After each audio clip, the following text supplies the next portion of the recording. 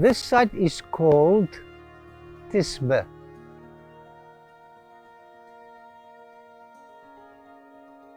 To my back there is a site called the village of Tishbe. This is where Elijah the prophet lived.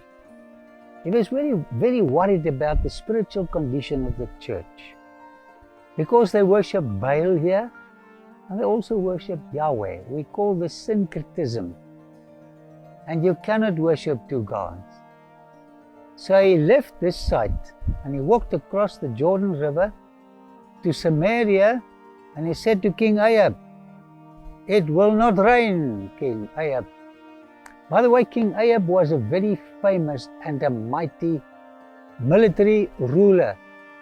We discover Ahab on two different sites. The one is at Dibon, where they discovered the Moabite stone, where the four-letter name of God was for the first time seen outside the Bible, called the Tetragrammaton.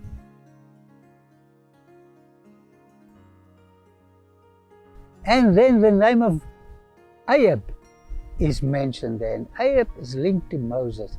And then the other one is the stele of Kurk in the British Museum, where you read about a military confrontation between Shalmaneser III and a coalition of 12 nations in the Levant. This is the Middle East. It was in 853 that this happened. And while the archaeologists decoded, translated the Aramaic into English or Afrikaans or whatever language, they came across the following words in Aramaic: Ahabu mat Serilu. That is Aramaic for Ahab, the king of Israel. I was so excited when I read this. There was a king like Ahab. There was a prophet Elijah.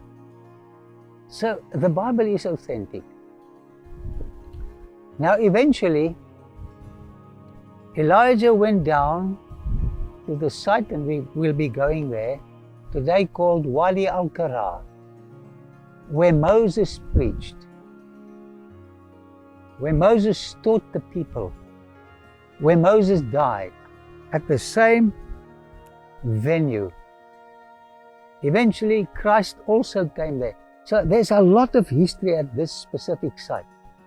So he left Jericho, him and Elisha, crossed the Jordan, and right there, he was translated to heaven.